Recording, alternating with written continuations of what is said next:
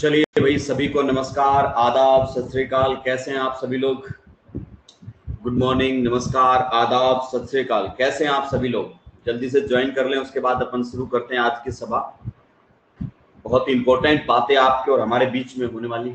वैसे तो अपन बात करने के लिए इकट्ठे होते हैं, इंपॉर्टेंट बातें ही होती, लेकिन आज कुछ बातें खास रहेंगी। आज कुछ बातें क्या रहने वाली हैं? खास। खास का मतलब क्या कहना चाहते हो सर? एरोमेटिसिटी पर बात हम करना चाहते हैं। चलिए, ऋषिकेश का कहना है कि wait is over. Why sir आपके पास आ गए। चलिए हम आप जुड़ चुके हैं आप सभी लोगों से। कुछ लोग और जल्दी से जुड़ जाएं, उसके बाद अपन आज की सभा स्टार्ट करते हैं। क्लियर? बेहद खास बातें, बिल्कुल अंकुर, बेहद खास बातें करने के लिए हम लोग यहाँ पर जुड़ चुके हैं। चलिए, काफी लोग अब आ गए हैं, अब स्टार्ट करते हैं।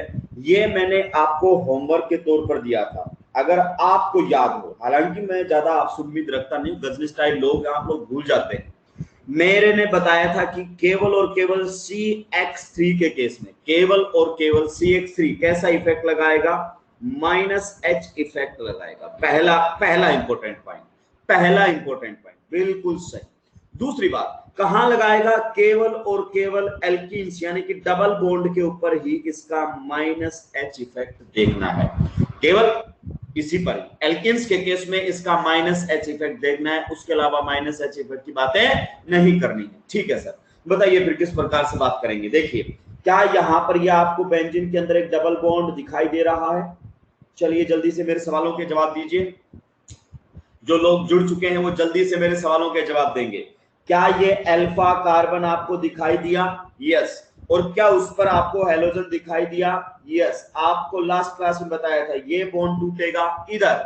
अगर ये बॉन्ड टूटा इधर तो इस कार्बन पर कैसा चार्ज आएगा? पॉजिटिव चार्ज आ जाएगा। इसलिए ये पाई बॉन्ड साइमल्टेनियसली यहां पर मूव कर जाएगा। और नेक्स्ट हमारे सामने बनकर आएगी हाइपर कॉन्जुगेटिव स्ट्रक्चर, कुछ इस प्रकार की। सही सोच समझ के जवाब देना। क्या कुछ ऐसा ही हमारे सामने होने वाला है? Cl पर आ जाएगा नेगेटिव चार्ज, यहां आ जाएगा पॉजिटिव चार्ज। ये हाइपर कॉन्जुगेटिव स्ट्रक्चर बन जाएगी।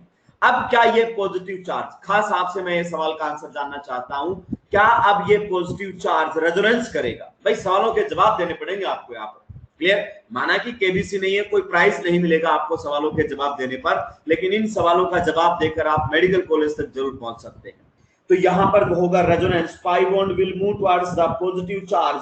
और पॉजिटिव चार्ज कहां पर आ जाएगा? पाई बॉन्ड जहां बना हुआ था उसके एंड टर्मिनल पर। अब आप स्टार्ट और एंड ना लिखेंगे तो भी काम चल जाएगा, क्योंकि आपको रेजोनेटिंग स्ट्रक्चर बनानी आ चुकी है। बिल्कुल सही बात है सर। आगे अगर हम बात करना चाहें तो क्या फिर से रेजोनेंस होगा? Yes sir. फिर से अगर यहां पर हमारे सामने हुआ रेजोनेंस तो यहां आ जाएगा पॉजिटिव चार्ज, और यहां पर ये Cl, यहां पर ये Cl, और एक Cl हवा में लटका हुआ बिना किसी बॉन्ड के। अब मुझे जल्दी से आप कुछ सवालों के जवाब देंगे। पूछिए सर, आपके सवालों के जवाब देने के लिए हम यहाँ पर हाजिर हैं। बताइए इस ग्रुप के रिस्पेक्ट में, इस ग्रुप के रिस्पेक्ट में ये कौन सी पोजीशन है, ये कौन सी पोजीशन है, और ये कौन सी पोजीशन है? सर ये वाली पोजीशन तो है ऑर्थो, ये वाली पोजीशन है पैरा। क्या CCl3 ने जब अपना -H इफेक्ट का जलवा दिखाया तो बेंजीन की ऑर्थो और पैरा पोजीशन पर, बेंजीन की ऑर्थो एंड पैरा पोजीशन पर पॉजिटिव चार्ज डेवलप कर दिया? मेरे सवालों के जवाब दीजिए आप। क्या पॉजिटिव चार्ज डेवलप कर दिया? Yes sir, positive charge develop कर दिया। अब बताइए, क्या यहां पर कोई इलेक्ट्रोफाइल आएगा तो उसको इलेक्ट्रॉन्स मिलेंगे क्या? या CCl3 उसको बोलेगा यहां मुंह मारने की जरूरत नहीं है, यहां से मैं पहले इलेक्ट्रॉन साफ कर चुका हूं?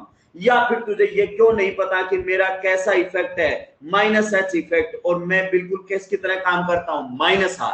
Hyper conjugation is resonance like phenomena. Hyper conjugation is resonance like phenomena. पहला सवाल, क्या CCl3 ने अपने -H इफेक्ट के द्वारा बेंजीन पर इलेक्ट्रॉन डेंसिटी को कम कर दिया है? बेंजीन पर इलेक्ट्रॉन डेंसिटी को कम कर दिया है? यस सर, साफ पॉजिटिव चार्ज डेवलप करवा दिया आपने, बिल्कुल सही। दूसरी बात, क्या electron density mainly ortho and para position पर कम हुई है? क्या electron density mainly ortho and para position पर कम हुई है? Exactly sir. चलिए बहुत बढ़िया सवालों के जवाब आप दो लोग दे रहे हैं। नेक्स्ट क्वेश्चन अगर मैं बात करना चाहूं तो क्या अब ये बेंजीन इलेक्ट्रोफाइल को लेकर कम रिएक्टिव हो जाएगा? अब क्या ये बेंजीन कम रिएक्टिव हो जाएगा इलेक्ट्रोफाइल को लेकर। यस, इलेक्ट्रोफाइल को किसकी तलब है? इलेक्ट्रॉन्स की तलब है। और CCl3 ने बेंजीन पर इलेक्ट्रॉन डेंसिटी को क्या कर दिया? कम। तो जाहिर सी बात है, क्लियर। और आने वाले इलेक्ट्रोफाइल को अब कहां जाना पड़ेगा? केवल मेटा पोजीशन बची है, बाकी सब पोजीशन से इलेक्ट्रॉन डेंसिटी साफ कर दी गई है। तो क्या ये पॉइंट जो लिखे हुए हैं ये पॉइंट 100% सत्य हैं? पढ़कर जल्दी से बताओ, जो पॉइंट्स यहां पर लिखे गए हैं क्या ये पॉइंट्स 100% सत्य है? भाई मेरी तरफ से तो लैग नहीं है, आज मेरी तरफ से कोई नेटवर्क इशू नहीं है। चलिए चलिए चलिए, बहुत बढ़िया, बहुत ही बढ़िया। चलिए नेक्स्ट, अब हमारे सामने जो आ रहा है उसको आप ध्यान से देखिए। Next note, hyper conjugation is observed carbocation के केस में, कार्बन फ्री रेडिकल के केस में और एल्किन्स के केस में, not in case of carb anions. Carb anion के केस में हाइपर कॉन्जुगेशन ऑब्जर्व नहीं होगा। अब इसको भाई रट्टा मारने की जरूरत नहीं है, कल जो मैंने मेहनत की है ना, आज उसका फायदा आप लोगों को मिलने वाला है। आज उसका फायदा आप लोगों को मिलने वाला है। आप बताइए, क्या यहां पर ये वाले जो ऑर्बिटल थे, ये आपको याद हो कुछ ऐसे ऑर्बिटल था, इनके बीच में कोई बॉन्डिंग इंटरेक्शन हो सकती है? ये कैसा है बताओ? ये तो फील्ड ऑर्बिटल है। ये बताओ कैसा है? सर ये भी फील्ड ऑर्बिटल है। आप बताइए इनके बीच में कोई बॉन्डिंग इंटरेक्शन हो सकती है? नहीं हो सकती। रीजन बीइंग बॉन्ड ऑर्डर कितना आ जाएगा? 0। बॉन्ड ऑर्डर कितना आ जाएगा? 0। तो मैं आपसे पूछना चाहता हूं, क्या कार्ब एनायन के केस में हाइपर कॉन्जुगेशन होगा? क्या कार्ब एनायन के केस में हाइपर कॉन्जुगेशन होगा? क्या रटने की जरूरत है तुम्हें इस बात को? मैं आपसे जानना चाहता हूं, क्या ये बात अब रट्टा मारोगे क्या? नहीं सर, पता है ये भी फील्ड है, ये भी फील्ड है, कैसे बॉन्डिंग इंटरेक्शन हो सकती है? और सेम टू सेम किसका है? लोन पेयर वाला केस है। सेम टू सेम किसका है? लोन पेयर वाला केस है। तो यहां पर हाइपर कॉन्जुगेशन नहीं होगा, इसको तो भूल जाओ, वैसे भी कोई काम का नहीं है। तो कहां कहां होता है? केटायन के केस में, रेडिकल के केस में और डबल बॉन्ड के केस में। कौन सा double bond? Carbon carbon double bond, बस। उसके अलावा आपको ध्यान नहीं देना है। बताया तो मैंने एल्काइंस में भी था, लेकिन वो आपको पढ़ाया नहीं। बिल्कुल सही, बिल्कुल सही। नेक्स्ट और शानदार क्वेश्चन भाई लोगों आप लोगों के बीच में आ चुका है, और ये क्वेश्चन आपकी आंखें खोल देगा। ये क्वेश्चन आपकी आंखें खोल देगा, एकदम पागल कर देगा आपको। क्वेश्चन में पूछा गया है, arrange the following in decreasing order of electron density on benzene. On benzene, अब बेंजीन पर लगा हुआ ग्रुप या तो उसकी इलेक्ट्रॉन डेंसिटी को बढ़ा देगा या फिर उसकी इलेक्ट्रॉन डेंसिटी को घटा देगा। आप इस बात को अच्छे से जानते हैं। आप सोचिए, ये बेंजीन हमारे सामने है, अगर बेंजीन पर मैंने NH2 लगाया, अब बताइए इस NH2 ग्रुप के लगने से बेंजीन पर इलेक्ट्रॉन डेंसिटी बढ़ी या घटी? आप मेरे सवालों के जवाब दीजिए, इंक्रीज हो जाएगी या डिक्रीज हो जाएगी? कहां निकलिए सब लोग। NH2 ग्रुप के लगने से बेंजीन पर इलेक्ट्रॉन डेंसिटी इंक्रीज होगी या डिक्रीज होगी? NH2 ग्रुप के लगने से, NH2 ग्रुप के लगने से सबसे पहले मैंने क्या देखा? बोला रेजोनेंस, उसके बाद हाइपर और उसके बाद इंडक्टिव। इस प्रकार से देखना है। मेरे सवालों के सही सही जवाब तो पागल लोगों, क्या डिक्रीज डिक्रीज बोल रहे हो? कैसे हो जाएगी डिक्रीज? बताइए, NH2 क्या बेंजीन पर रेजोनेंस करेगा? करेगा। रेजोनेंस करेगा, कौन सा इफेक्ट लगा रहा है? Plus R. प्लस आर लगने से क्या यहां नेगेटिव और यहां नेगेटिव नहीं आएगा? मेरे सवालों के जवाब दीजिए। NH2 का बेंजीन पर कैसा इफेक्ट है? Plus R. और प्लस आर के लगने से क्या बेंजीन पर इलेक्ट्रॉन डेंसिटी बढ़ रही है? मेरे को बताओ। ये साफ नेगेटिव चार्ज बनता हुआ दिखाई दे तो रहा है तुम्हें बेंजीन पर। प्लस आर वाले बेंजीन पर इलेक्ट्रॉन डेंसिटी को बढ़ाते हैं। प्लस वाले इलेक्ट्रॉन डोनेटिंग टेंडेंसी रखते हैं, जब किसी से जुड़ते हैं तो उस पर इलेक्ट्रॉन डेंसिटी को बढ़ाते हैं। समझ में आया कि नहीं आया? समझ में आया कि नहीं आया? प्लस वाले इलेक्ट्रॉन डेंसिटी को बढ़ाते हैं और माइनस वाले इलेक्ट्रॉन डेंसिटी को घटाते हैं। चलिए अब बताइए, इस OH के लगने से बेंजीन पर इलेक्ट्रॉन डेंसिटी पर क्या फर्क पड़ेगा? OH का बेंजीन पर कैसा इफेक्ट है? Plus R. प्लस वाला इलेक्ट्रॉन डेंसिटी को इंक्रीज करता है। इंक्रीज, बिल्कुल सही। एक ही ग्रुप है जो प्लस आर लगा रहा है, इसमें बताइए इस OH का कैसा इफेक्ट है? प्लस आर, बिल्कुल सही। एक प्लस आर वाला। यहां पर इस OCH3 का कैसा इफेक्ट है? Plus R. कितने प्लस आर वाले हैं? 2 प्लस आर वाले हैं। तो बताइए 1 और 2 में कौन से के केस में इलेक्ट्रॉन डेंसिटी ज्यादा होगी? 1 और 2 के केस में किस में इलेक्ट्रॉन डेंसिटी ज्यादा होगी?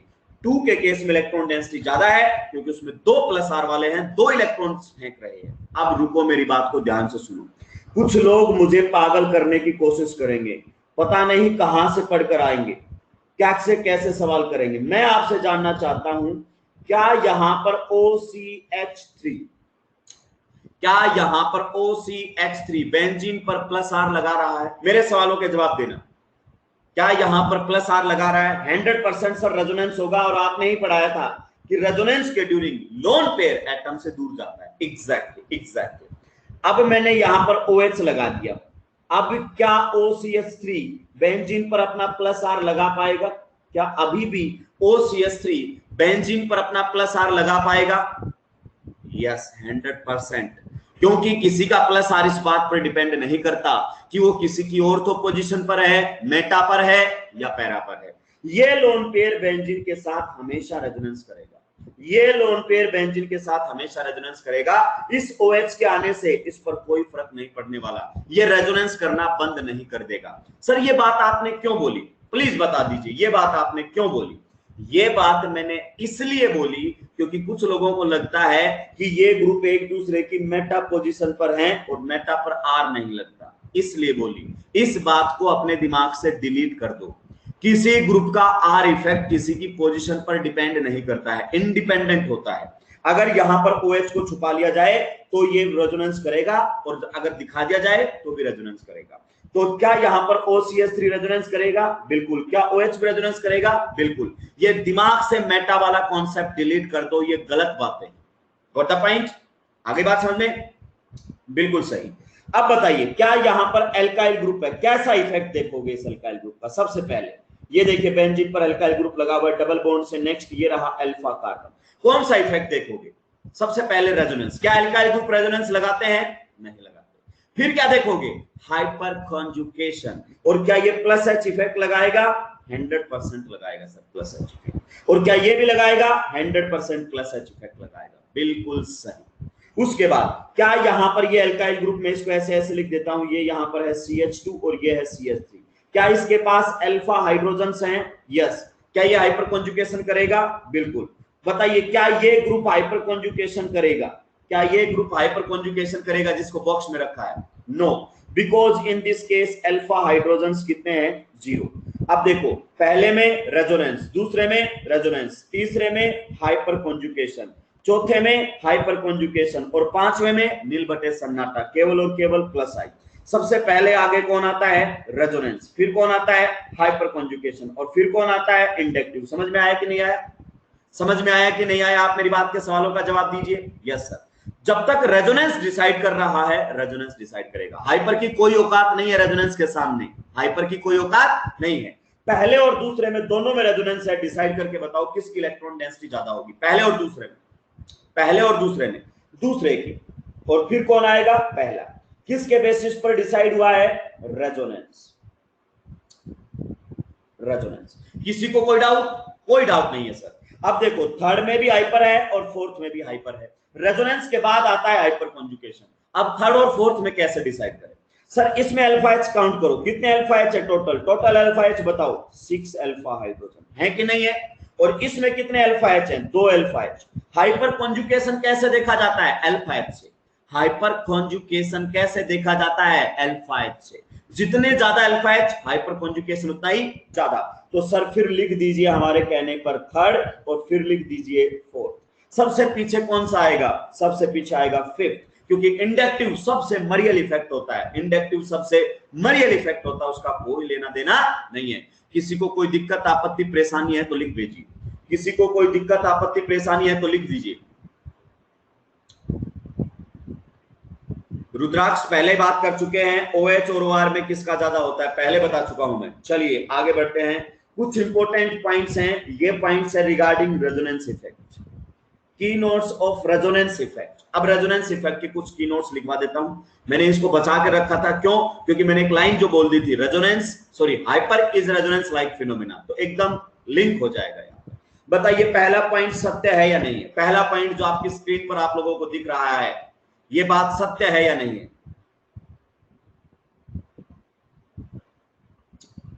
बिल्कुल। Inductive effect is distance dependent but mesomeric effect is distance independent. कैसे, मेरे को एक बात बताओ। ये देखो रटना नहीं है भाई, मेरी क्लास में रटना तो है ही नहीं। ये देखो रेजोनेंस किया तो यहां पर कैसा चार्ज आएगा, नेगेटिव। मेरी बात को ध्यान से सुनना, यहां पर कैसा चार्ज आएगा, नेगेटिव। जब भी कोई अपने लोन पेयर से रेजोनेंस करता है कैसा चार्ज ले लेता है, पॉजिटिव। फिर ये नेगेटिव रेजोनेंस करेगा तो नेक्स्ट रेजोनेटिंग स्ट्रक्चर में यहां पर कैसा चार्ज आएगा, नेगेटिव। सर क्या समझाने की कोशिश कर रहे हो, अरे समझा रहा हूं मैं कुछ।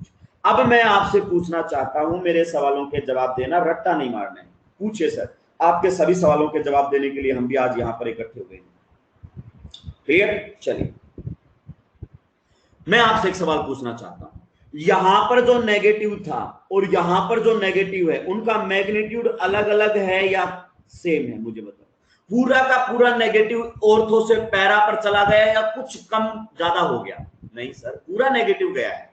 तो बताओ डिस्टेंस का फर्क पड़ा, ऑर्थो पर भी वही नेगेटिव है और पैरा पर भी वही नेगेटिव है, फिर से ऑर्थो पर नेगेटिव आएगा। तो रेजोनेंस के अंदर जो चार्ज जाता है वो कंप्लीट ट्रांसफर होता है, इलेक्ट्रॉन्स का कंप्लीट ट्रांसफर होता है। डिस्टेंस से कोई फर्क नहीं पड़ता, कितने भी दूर ले जाओ कोई फर्क नहीं पड़ने वाला। क्या ये बात समझ में आया कि मेसोमेरिक इफेक्ट डिस्टेंस डिपेंडेंट नहीं है। मतलब कोई दिल्ली से भी रेजोनेंस कर रहा है और कोटा तक रेजोनेंस हो रहा है तो हर जगह जो चार्ज आएगा वो बराबर चलता रहेगा, कम नहीं होने वाला डिस्टेंस के साथ। लेकिन इंडक्टिव मरियल था रे, इंडक्टिव क्या था, मरियल। पहला पॉइंट क्लियर हुआ, यस सर। दूसरा पॉइंट, क्या ये परमानेंट इफेक्ट है रेजोनेंस, बिल्कुल सर बता दिया था आपने, पहले बता दिया था, रेजोनेंस बिल्कुल। नेक्स्ट पॉइंट गौर से पढ़िए, mesomeric effect of any atom group operates only at ortho and para position in benzene ring, it doesn't operate at meta position. इस पॉइंट को ढंग से समझो, इस पॉइंट को ढंग से समझो। ये पॉइंट काफी लोगों को कंफ्यूजन करता है, ये पॉइंट काफी लोगों को कंफ्यूजन करता है। क्या आप लोग तैयार हैं एकदम शांत मन से मेरी बात सुनने के लिए, सारे पहले की बातें दिमाग से डिलीट करके, सारी दिमाग से डिलीट करके? ठीक है सर, बताइए क्या कहना चाहते हो। मैं ये कहना चाहता हूं, मान लीजिए आपने यहां पर OH लगाया, जब OH अपना प्लस आर इफेक्ट लगाता है, OH अपना प्लस आर इफेक्ट लगाता है, तो बताइए कहां कहां पर इसके प्लस आर से बेंजीन पर इलेक्ट्रॉन डेंसिटी बढ़ेगी, बताइए कहां कहां पर। सर जाहिर सी बात है यहां पर बढ़ेगी, बिल्कुल, यहां पर बढ़ेगी, बिल्कुल, और यहां पर बढ़ेगी। जब कोई ग्रुप प्लस आर लगाता है या माइनस आर लगाता है तो उसका इफेक्ट उसकी ऑर्थो और पैरा पर देखने को मिलता है, ये बात कह रहा है। क्या बताइए मेटा पर इसका कोई फर्क पड़ा, मेरे को बताइए। इसकी मेटा पोजीशन पर इसने कुछ किया, नहीं सर कुछ नहीं हुआ, कुछ नहीं हुआ, कुछ भी नहीं हुआ। क्लियर। अब मैं एक बात पूछ रहा हूं आपसे, मेरे सवालों के जवाब देना। मैं आपसे एक बात खास, आपसे जो मुझे सुन रहा है, जो मुझे देख रहा है, यूं सोचो कि बस मास्टर मेरे से ही पूछ रहा है, मुझे ही पढ़ाने के लिए सुबह सुबह आया है, गर्मी में बैठा हुआ है मास्टर। चलिए बहुत बढ़िया, बहुत बढ़िया। अब मान लीजिए अगर मैंने यहां पर OCH3 लगा दिया, OCH3 लगा दिया, अब मैं आपसे पूछना चाहता हूं, क्या ये OH ये बोलेगा कि मैं तुझे R इफेक्ट नहीं लगाने दूंगा बेंजीन पर? क्या ये OH ये बोलता है कि मैं तुझे R इफेक्ट नहीं लगाने दूंगा? क्यों? क्योंकि तू मेरी मेटा पर है। ये नहीं बोला भाई इसने, ये नहीं बोला, आप गलत समझ रहे हैं। जिसने भी आपको समझाया है गलत समझाया है, तो खुद को ही समझ में नहीं आया होगा उसको। मैं तो ये कहना चाहता हूं, ये OR ये बोल रहा है कि जब मैं बेंजीन पर जुड़ा तो मेरा इफेक्ट मेरी ऑर्थो और पैरा पर लगेगा, मेरी जो ऑर्थो एंड पैरा है उस पर लगेगा, खत्म कहानी। मैं किसी को ये नहीं कहता कि तू मेरी मेटा पर आ गया तो मैं तुझे रेजोनेंस नहीं करने दूंगा, नहीं नहीं नहीं नहीं नहीं, ये बोला ही नहीं उसने। उसने ये बोला कि मेरी मेटा पोजीशन जो है वो अनटच्ड रहेगी, मैंने वहां पर कुछ भी इफेक्ट नहीं लगाया, ये कहा इसने। क्या अब ये OCH3 भी बेंजीन पर रेजोनेंस करेगा? 100% रेजोनेंस करेगा। जब ये रेजोनेंस करेगा तो इसका इफेक्ट कहां दिखेगा? अब इसका इफेक्ट इसकी ऑर्थो एंड पैरा पर दिखेगा। अब इसकी देखो, ये रही ऑर्थो, यहां पर दिखेगा, ये रही ऑर्थो, यहां पर दिखेगा, ये रही इसकी पैरा, यहां पर दिखेगा। यानी कि जब भी कोई ग्रुप लगता है तो उसका इफेक्ट उसकी ऑर्थो एंड पैरा पर जाकर लगता है, वो किसी दूसरे ग्रुप को रेजोनेंस करने से नहीं रोकता है, वो किसी दूसरे ग्रुप को रेजोनेंस करने से नहीं रोकता है। आगे बात समझ में? अरे बात समझ में आई कि नहीं आई? बस ये कह रहा हूं। कुछ लोग ये सोच लेते हैं कि सर ये तो एक दूसरे की मेटा पर आ गए ना, तो मेटा पर तो R ऑपरेट करता है नहीं। अरे गलत है, मेटा पर R ऑपरेट नहीं करने का मतलब ये है कि इस OH का R इफेक्ट इसकी मेटा पर नहीं दिखता है, इसकी मेटा पर नहीं दिखता है। क्लियर हुआ? चलिए नेक्स्ट पॉइंट अगर हम बात करना चाहें, बहुत बढ़िया पॉइंट है, बहुत ही बढ़िया पॉइंट है। नेक्स्ट भी एक एक चीज क्लियर होगी, मैं रट्टा नहीं मारने दूंगा। उत्तम कुमार क्या लिख रहे सर, अगर कोई ग्रुप ऑर्थो या पैरा पे लग जाए तो क्या कोई फर्क पड़ेगा क्या? नहीं, कोई फर्क नहीं पड़ेगा, कोई फर्क नहीं पड़ेगा। ये लीजिए, ये लीजिए, ये यहां पर OH है और ये यहां पर OCH3 है। बताओ बेंजीन पर दोनों रेजोनेंस करेंगे या नहीं करेंगे? मेरे सवालों के जवाब दो। मैं आपसे पूछना चाहता हूं क्या दोनों रेजोनेंस करेंगे? मैंने रेजोनेंस की क्या कंडीशन बताई थी? सुनो, रेजोनेंस की क्या कंडीशन बताई थी? पाई बॉन्ड से नेक्स्ट एटम पर क्या है? Lone pair. कैसे होगा resonance? Lone pair will convert into pi bond and pi bond will convert into negative charge 100%। क्या ये लोन पेयर भी रेजोनेंस करेगा? देखो, क्या ये लोन पेयर डिलोकलाइज है? Yes, lone pair will convert into pi bond and pi bond will convert into negative charge. Clear? क्या ये ग्रुप ये देखेगा कि मैं कहां पर लगा हुआ? नहीं, किसी और तो पैरा पर डिपेंड नहीं करता। आप लोन पेयर को डिलोकलाइज करवा के देखो, अगर रेजोनेंस हो रहा है तो वो होगा। रेजोनेंस इफेक्ट इस बात से इंडिपेंडेंट है कि वो किसी की ऑर्थो पर लगा है या किसी की पैरा पर, उससे फर्क नहीं पड़ता। अगर उसके पास लोन पेयर है तो वो रेजोनेंस करेगा। Got the point? चलिए अभी इस पर मैं बात कर रहा हूं। देखो क्या लिखा हुआ है, generally mesomeric effect dominates over inductive effect, but in some cases inductive effect dominates over mesomeric effect. सही तरीके से आपके लेवल पर मात्र और मात्र एक एग्जांपल है, एक एक्सेप्शन है, जहां इंडक्टिव रेजोनेंस पर डोमिनेट करता है, जहां इंडक्टिव रेजोनेंस पर डोमिनेट करता है। पहले मेरी बात को ध्यान से सुनेंगे आप, पहले मेरी बातों को आप लोग बड़ी गंभीरता से सुनेंगे। मैं जानता हूं आप लोग पहले से काफी चीजें जानकर आए हैं। मान लीजिए ये हमारे सामने, ध्यान से सुनना, ये है बेंजीन, ध्यान से सुनना।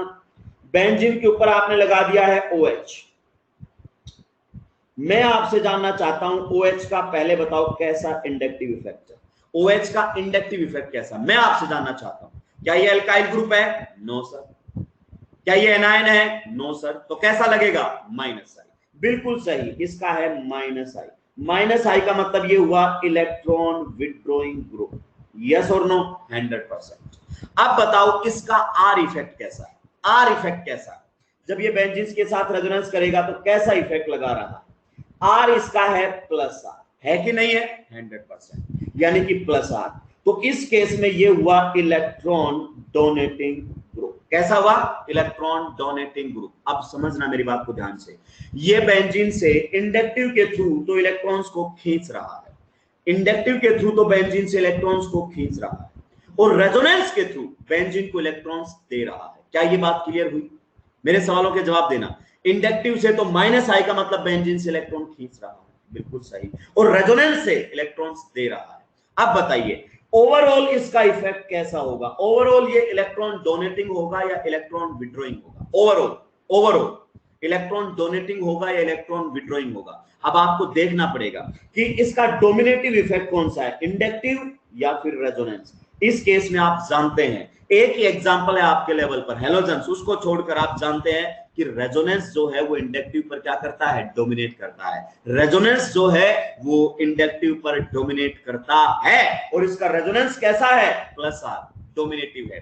तो ये ओवरऑल कैसा होगा? इलेक्ट्रॉन डोनेटिंग ग्रुप होगा। क्या होगा? इलेक्ट्रॉन डोनेटिंग ग्रुप होगा। मतलब समझाइए ठीक से, मान लीजिए इसने इंडक्टिव से 5 रुपए किसी से ले लिए और रेजोनेंस से 100 रुपए दे दिए। बताइए ओवरऑल क्या हुआ?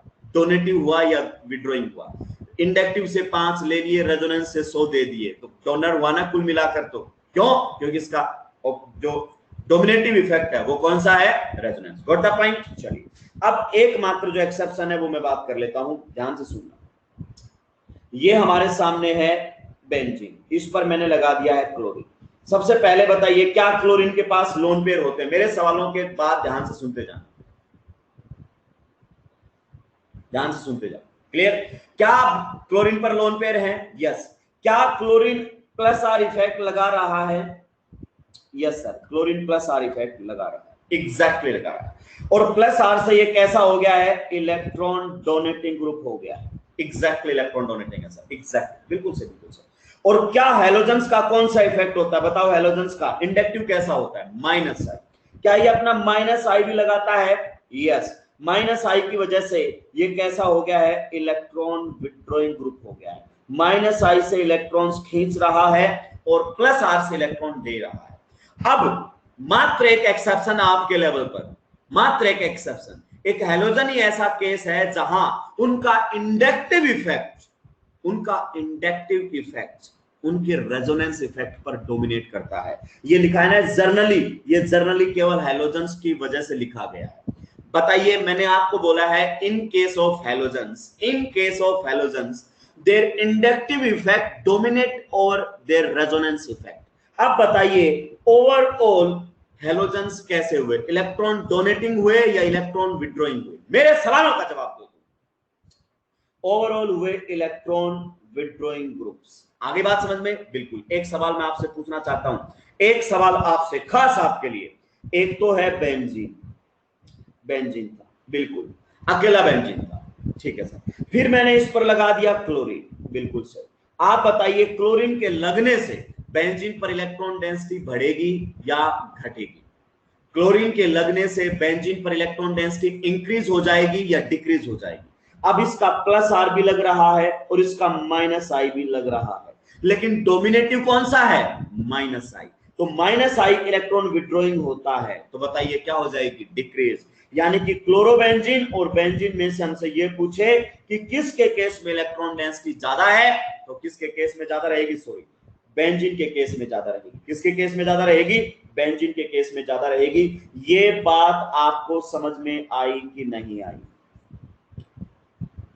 ऑर्डर ऑफ इलेक्ट्रॉन डेंसिटी, ये बात समझ में आई कि नहीं आई? देखो, ये बताने वाले तो बहुत सारे लोग मिलेंगे कि इन case of halogen I effect dominates और आर इफेक्ट, लेकिन उसका सिग्निफिकेंस क्या है वो समझ में आना चाहिए ना। उसका सिग्निफिकेंस क्या है, समझ में आया? ये लीजिए, ये किसी काम का नहीं है, काट दो इसको, फालतू। ये लो, ये ध्यान रखना है बस। हैलोजन्स के केस में उनका माइनस आई उनके प्लस आर पर डोमिनेट करता है।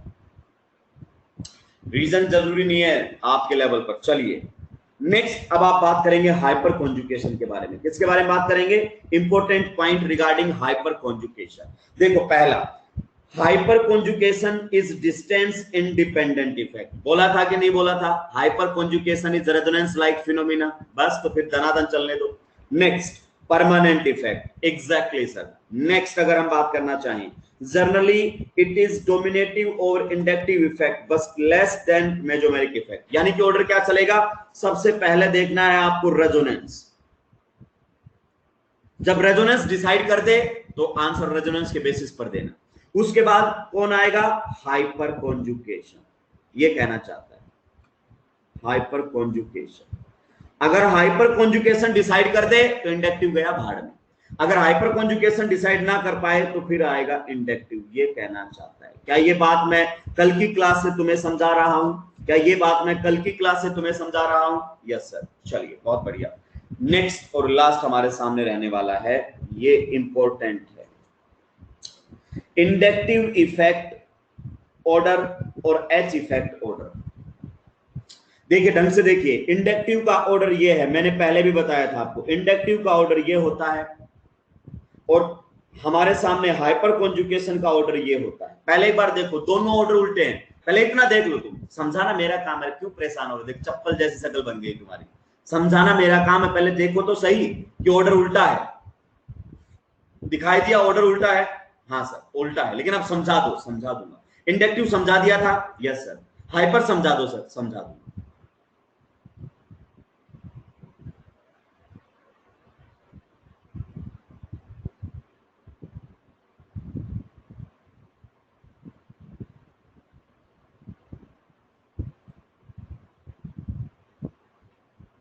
बताओ, दोनों में हाइपर कॉन्जुगेशन है या नहीं?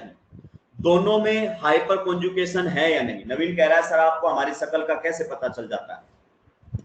अरे शक्ल का पता चल जाता है, कई बार जब समझ में आता है तो चेहरा फेसबुक वाली डिब्बी जैसा हो जाता है, और नहीं समझ में आता तो आधार कार्ड वाली डिब्बी बन जाता है, टिंडे जैसी शक्ल हो जाती है कई बार। हाइपर कॉन्जुगेशन दोनों में है कि नहीं है? देखो, yes sir, sp3 alpha, yes sp3 alpha है हाइपर कॉन्जुगेशन।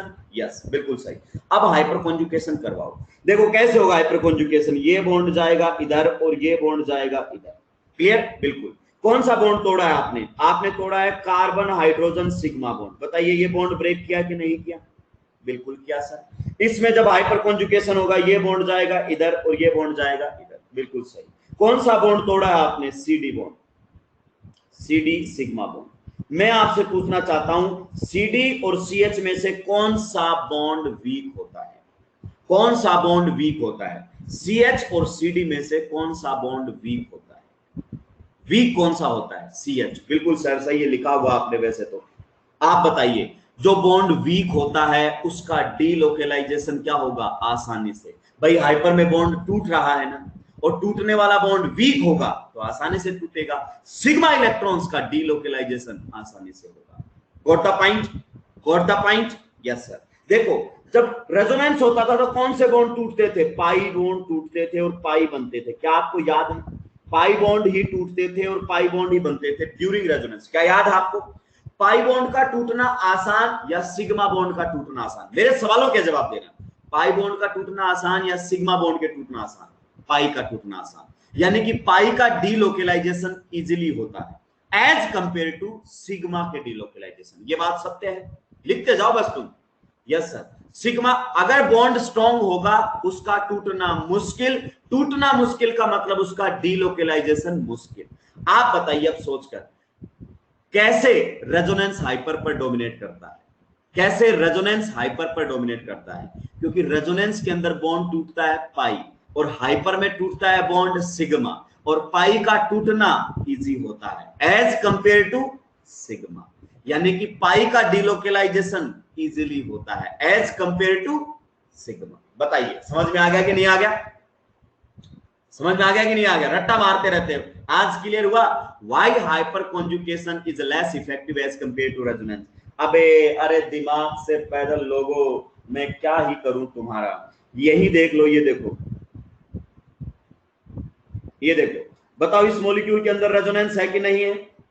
बताओ इस मॉलिक्यूल के अंदर रेजोनेंस है कि नहीं है? है। कैसे होगा रेजोनेंस? ये देखो कौन सा बॉन्ड तोड़ा है तुमने? कौन सा बॉन्ड तोड़ा है तुमने? ये बॉन्ड बताओ कौन सा तोड़ा है? पाई।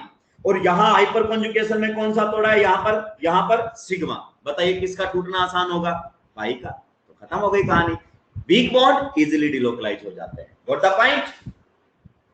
चलिए अब नेक्स्ट हमारे सामने है, इस क्वेश्चन का आंसर दे दीजिए। इस क्वेश्चन का आंसर दे दीजिए, सोच समझ कर जवाब देना। सबसे पहले स्टेबिलिटी ऑर्डर बताना है। सबसे पहले क्या देखोगे? अपने खून में उतार लो। सबसे पहले क्या देखोगे? रेजोनेंस। क्या यहां रेजोनेंस है? नहीं है सर। फिर क्या देखोगे? Hyper conjugation. क्या यहां पर हाइपर कॉन्जुगेशन है? यस सर, ये रहा अल्फा कार्बन, बिल्कुल है। क्या यहां पर भी हाइपर कॉन्जुगेशन है? यस सर, ये रहा अल्फा कार्बन। अब बताओ यहां पर हाइपर कॉन्जुगेशन कौन कर रहा है? CH3। और यहां पर हाइपर कॉन्जुगेशन कौन कर रहा है? CD3। कौन बेटर हाइपर कॉन्जुगेशन करेगा? CH3 या CD3? ये आंसर लिखा हुआ है। कौन बेटर करेगा? CH3। तो आंसर क्या आएगा? अगर इसको 1 बोल दूं और इसको 2 बोल दूं तो 1 will be more stable as compare to second. क्या ये बात सही है? क्या ये बात सत्य है? अब जिसने हाइपर कॉन्जुगेशन को इग्नोर किया और आंसर इंडक्टिव से दिया, बर्बाद हो जाएगा वो। बताओ हो जाएगा कि नहीं हो जाएगा? इसीलिए मैं बोल रहा हूं कि पहले रेजोनेंस, फिर हाइपर और फिर इंडक्टिव। जिसने इंडक्टिव लगा दिया यहां पर डायरेक्ट, तो इंडक्टिव तो किसका ज्यादा होता है? CD3 का। बर्बाद, एकदम बर्बाद हो जाएगा। Got the point? Yes sir. Next question बताइए। बताइए क्या इस केटायन के अंदर हाइपर कॉन्जुगेशन है और क्या इस केटायन के अंदर हाइपर कॉन्जुगेशन है? भाई साहब पढ़ने के बाद जिंदगी में आनंद आ जाएगा आपको। ऑर्गेनिक के अंदर प्यार हो जाएगा ऑर्गेनिक से आपको। बताओ दोनों में हाइपर कॉन्जुगेशन है? नहीं। दोनों में रेजोनेंस है? नहीं। तो अब क्या देखोगे? इंडक्टिव। हाइड्रोजन का इंडक्टिव इफेक्ट क्या माना गया है? 0 0 0। अज्यूम कर लिया था 0। Yes sir. लेकिन CD का, इसका D का कुछ ना कुछ इंडक्टिव इफेक्ट लगेगा। अब बताइए 1 और 2 में से ज्यादा स्टेबल कौन है? लिख भेजिए 1 और 2 में से ज्यादा स्टेबल कौन है? सेकंड। बिल्कुल सही आंसर, बिल्कुल सही आंसर। अब समझ में आया? ये ऑर्डर खून में उतार लो। ये ऑर्डर किस में उतार लो? खून में उतार लो। Got the point? Yes sir. चलिए आगे बढ़ते हैं। नेक्स्ट, और अब एक बढ़िया इफेक्ट मैं आपको बताने वाला हूं। क्लियर? एक बढ़िया इफेक्ट मैं आपको बताने वाला हूं। नॉर्मली लोग उसको समझते नहीं है और वो फिर कई जगह क्वेश्चन गलत करवाता है। बता दो सर। इफेक्ट का नाम है steric inhibition of resonance. Resonance में रुकावट के लिए खेद है। रेजोनेंस में रुकावट के लिए खेद है। समझ में आया कुछ? ये बहुत बहुत बढ़िया एग्जांपल है। ये लिखा होता है ना कई बार कि असुविधा के लिए खेद है, बहुत जगह लिखा होता है। जब आप ट्रेवल करते हैं, रोड टूटा हुआ आ जाता है तो लिखा होता है असुविधा के लिए खेद है। ये मुझे पहली बार कब इसका सही तरीके से मतलब समझ में आया। क्लियर? बहुत पहले जब मैं कॉलेज के फर्स्ट ईयर में था तो एक सीनियर से मैंने बाइक बोरो किया ऐसे घूमने के लिए। आप भी कॉलेज में जाओगे और जब बाइक पर बैठते आप जानते हैं पहला काम क्या होता है बचपन के अंदर, ये देखना कि ये कितना तेज भागती है। पहला काम ये होता है कितना तेज भागती है। क्लियर? अब कॉलेज में एक टर्न था, ऐसे यू टर्न, ऐसे यू, और यहां पर था ब्रेकर, ऐसे ब्रेकर। यहां पर लिखा हुआ था बोर्ड के ऊपर, यहां पर लिखा हुआ था बोर्ड के ऊपर, क्या लिखा हुआ था कि आगे यू टर्न है, आगे यू टर्न है, ऐसे बोर्ड पर लिखा हुआ था। ठीक है? वो कई बार पढ़ा मैंने, कई बार पढ़ा, लेकिन जिस दिन मैं बाइक चला रहा था ऐसे यू घुमाया और यू टर्न पे कंट्रोल नहीं हुआ, मैं इधर आके गिर गया। और फिर एक बोर्ड राक्षसों ने और लगा रखा था यहाँ पर, एक बोर्ड और, जिसके ऊपर लिखा हुआ था आपको पहले सूचित कर दिया गया था। उस दिन मेरे को समझ में आया कि गजब की बात है, मतलब इनको पता था कि कोई ना कोई सुलटेगा जरूर। मुड़ के उधर दिखा तो वहां लिखा हुआ था आगे यू टर्न है, इधर नजरें घुमाई तो लिखा हुआ था आपको पहले सूचित कर दिया गया था। ये होता है। तो यहां पर भी कुछ ऐसा ही मामला चल रहा है, यहां पर भी कुछ ऐसा ही मामला चल रहा है। क्या चल रहा है? यहां पर हम बात कर रहे हैं कि आज स्टेरिक हिंड्रेंस की वजह से रेजोनेंस में रुकावट पैदा होने वाली है। स्टेरिक हिंड्रेंस की वजह से रेजोनेंस में रुकावट पैदा होने वाली है। ये तो हमारे सामने लिखा हुआ है, ये तो आप पढ़ ही लेंगे। जब हमारे सामने मान लीजिए कोई जी ग्रुप लगा हुआ है, कैसा ग्रुप है? जी बेंजीन पर, ये रेजोनेंस कर रहा है। नॉर्मली ये ग्रुप कैसा होगा? ट्राईएंगुलर। ध्यान से सुनते रहेंगे। नॉर्मली ये ग्रुप हमारे सामने होता है ट्राईएंगुलर ग्रुप। ध्यान से सुनेंगे मेरी बात को, ट्राईएंगुलर ग्रुप। इस ट्राईएंगुलर ग्रुप की ऑर्थो पोजीशन पर ये आपने कोई G2 ग्रुप लगा दिया, जो कि कैसा ग्रुप है? बल्कि। कैसा ग्रुप है? बल्कि। जब कोई ट्रायंगुलर ग्रुप की ऑर्थो पोजीशन के ऊपर, कौन सी पोजीशन पर? ऑर्थो। SIR कहां से लगता है? ऑर्थो पोजीशन से। मेटा से कोई लेना देना नहीं होता, पैरा से कोई लेना देना नहीं होता। जब किसी ट्रायंगुलर ग्रुप की ऑर्थो पोजीशन पर कोई बल्कि ग्रुप लगा देते हो तो वो बल्कि ग्रुप या तो उस ट्रायंगुलर ग्रुप को रेजोनेंस करने से हटा देता है, रेजोनेंस खत्म कर देता है उसका, या फिर उसका रेजोनेंस कम कर देता है। क्या कर देता है? या तो रेजोनेंस खत्म कर देता है या फिर रेजोनेंस कम कर देता है। तो पहले मैं आपको बता देता हूं ट्रायंगुलर ग्रुप कौन कौन से हैं, और बल्कि ग्रुप्स के बारे में तो पहले ही बता चुका हूं, मैं पहले बता चुका हूं ऑप्टिकल के अंदर। याद है आपको? यस। ट्रायंगुलर ग्रुप आप अच्छे से जानते हैं, ये देख लीजिए।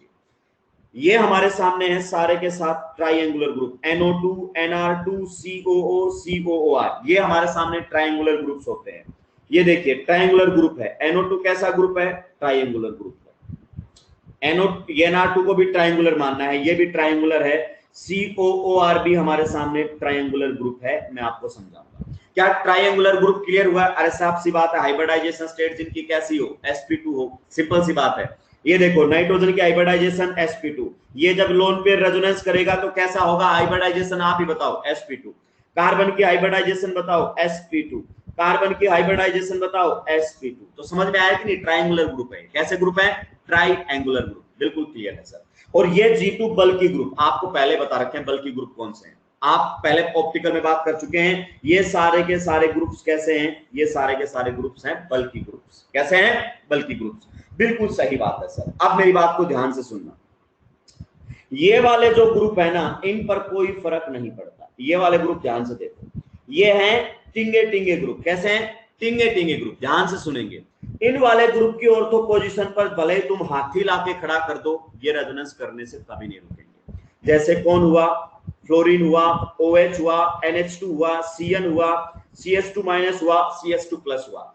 क्या इन पर कभी SIR लगेगा? नहीं, ये हमेशा रेजोनेंस करेंगे। कोई चाहे हाथी खड़ी कर दो इनके ऑर्थो पोजीशन पर, ये रेजोनेंस करने से नहीं रुकेंगे। अभी आपको ये समझ में नहीं आएगा, धीरे धीरे समझ में आएगा। पहले ये बताओ, ट्रायंगुलर ग्रुप क्लियर है? क्लियर है सर। बल्कि ग्रुप्स क्लियर हैं, जिन्हें आप स्टेरिकली एक्टिव ग्रुप भी बोलते हैं? क्लियर है सर। नेक्स्ट हमारे सामने है स्टेरिकली इनएक्टिव, यानी कि जिन पर स्टेरिक हिंड्रेंस का कोई फर्क नहीं पड़ता, वो हमेशा रेजोनेंस करेंगे। बिल्कुल। अब ध्यान से सुने मेरी बात को, अब समझ में आएगा। मैं आपसे जानना चाहता हूं, क्या यहां पर NO2 बेंजीन के साथ रेजोनेंस कर रहा है? मेरे सवालों के जवाब देना। अब समझ में आएगा। 100% कर रहा है सर। ये गया इधर और ये जाएगा इधर, क्योंकि ये है पोलर पाई बॉन्ड, और पोलर पाई बॉन्ड किधर टूटता है? पोलर पाई बॉन्ड टूटता है सर जी मोर इलेक्ट्रोनेगेटिव एटम की तरफ। Got the point? 100% ये बेंजीन पर -R लगा रहा है सर। बिल्कुल सही।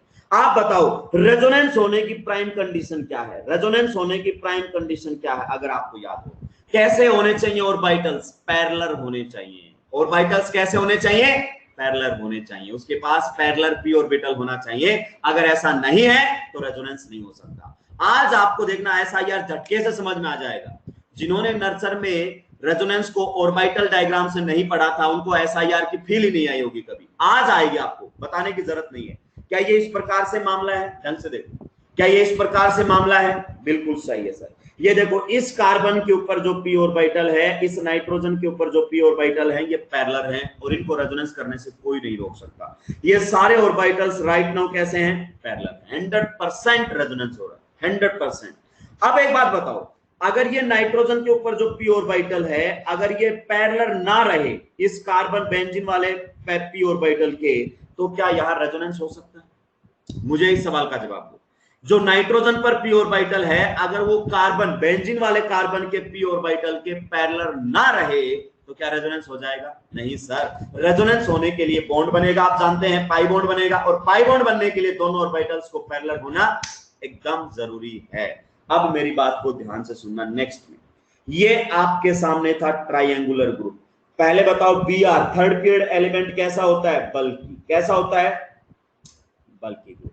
बल्कि ग्रुप के आते ही NO2 को बेंजीन के प्लेन से बाहर जाना पड़ेगा। बेंजीन के प्लेन के बाहर जाने से मतलब क्या है? मेरी बात को ध्यान से सुनो। NO2 ट्रायंगुलर ग्रुप है, ऐसे यू है ट्रायंगुलर ग्रुप, बेंजीन से जुड़ा हुआ है, मस्त आराम से। ये मेरी मुंडी वाली जो है बेंजीन, मान लो ऐसे यू जुड़ा हुआ था, बढ़िया रेजोनेंस चल रहा था इनके बीच में। फिर कोई बल्कि ग्रुप आया यहां पर कोई बल्कि ग्रुप आया, यहां पर आके खड़ा हो गया, और उसने क्या बोला कि टन टनाटन होने लगी। Br क्या है? बल्कि ग्रुप। आते ही यहां पर क्या देगा? हिंड्रेंस। हिंड्रेंस को मिनिमाइज करने के लिए इस NO2 को क्या करना पड़ेगा? घूमना पड़ेगा।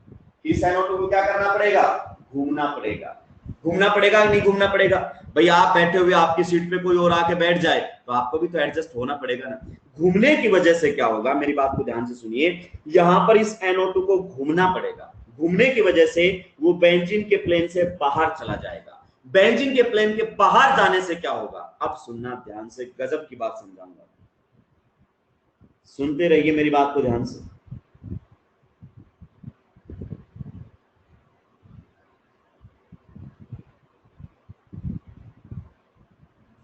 सुनते रहिए मेरी बात को ध्यान से, एकदम मन लगाकर,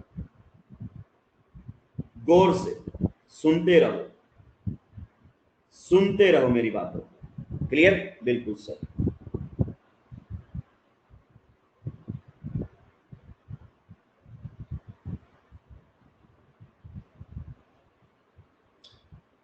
यहां पर भाई लोगों आपने टिका दिया है कौन? ब्रोमीन। ब्रोमीन कोई छोटा मोटा ग्रुप है कि बल्कि ग्रुप है? ये तो साहब बल्कि ग्रुप है। अब समझो क्या हुआ, कुछ समझ में आया तुम्हें क्या हुआ है? इसमें ये वाले जो ऑर्बिटल्स हैं और ये वाले जो बेंजीन वाले ऑर्बिटल्स हैं, वो क्या थे? पैरेलल थे। क्या थे? पैरेलल थे। लेकिन जैसे ही आपने इसकी ऑर्थो पोजीशन पर, देखो यही है ना ऑर्थो पोजीशन, ऑर्थो पोजीशन पर कोई बल्कि ग्रुप लगाया तो इनके बीच में क्या होने लगी? टन टनाटन, स्टेरिक हिंड्रेंस। ये देखो ट्रायंगुलर ग्रुप रहा, टन टनाटन स्टेरिक हिंड्रेंस हुआ। स्टेरिक हिंड्रेंस होने की वजह से ये ग्रुप घूम गया सिग्मा बॉन्ड पर। घूम गया, घूमने से क्या फर्क पड़ा? घूमने से फर्क ये पड़ा कि ये जो NO2 के ऊपर जो यहां पर p ऑर्बिटल थे, वो अब बेंजीन के p ऑर्बिटल के पैरेलल नहीं रहे। समझ में आया? जो NO2 के p ऑर्बिटल्स थे और जो बेंजीन के p ऑर्बिटल्स थे वो अब एक दूसरे के पैरेलल नहीं रहे, और पैरेलल नहीं रहने की वजह से आप बताओ क्या होगा?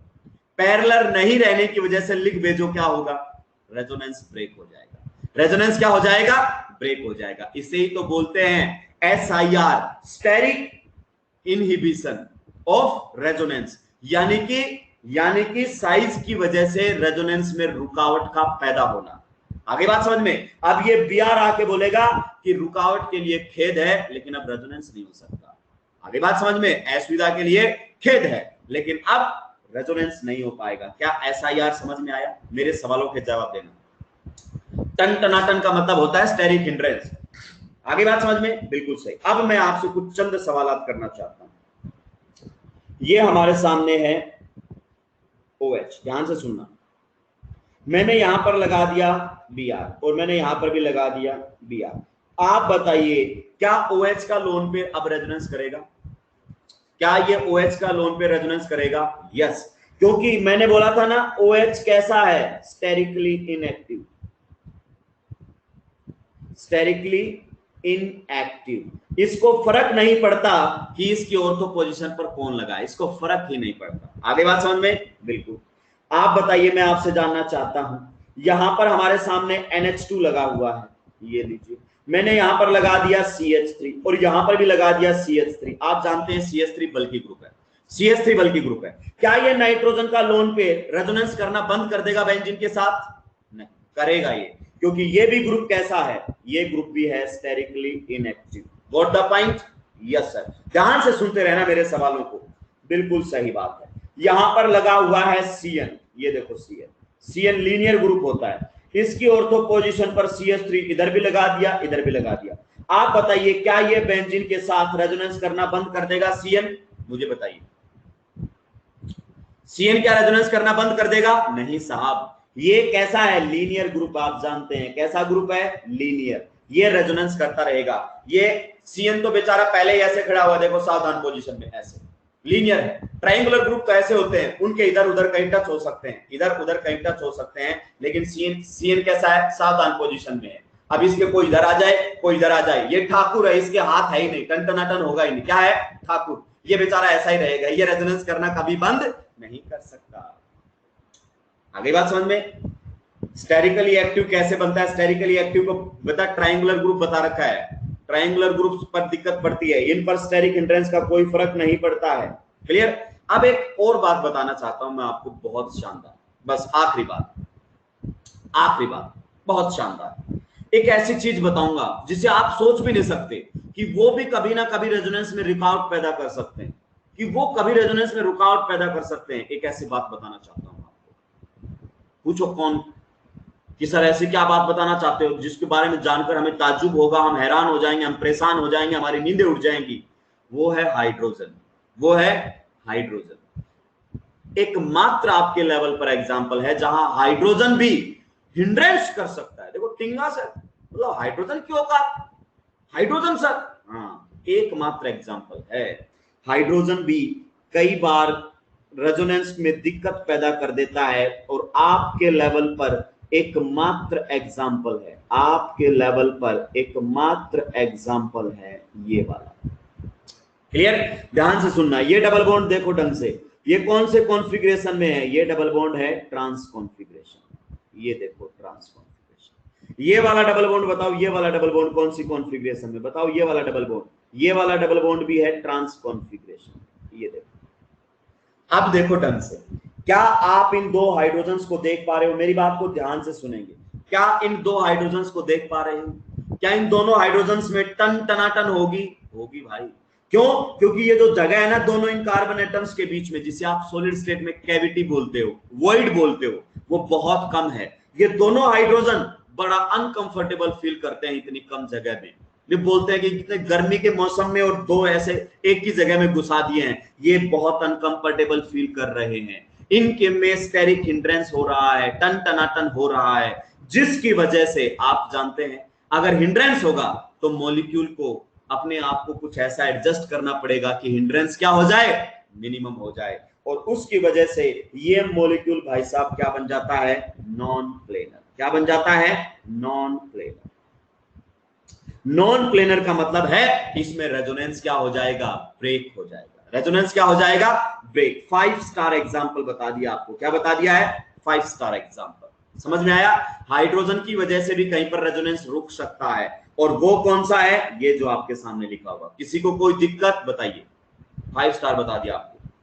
डेयरी मिल्क की बताऊंगा, उत्तम कुमार चप्पल से मारूंगा राक्षस तुझे मैं।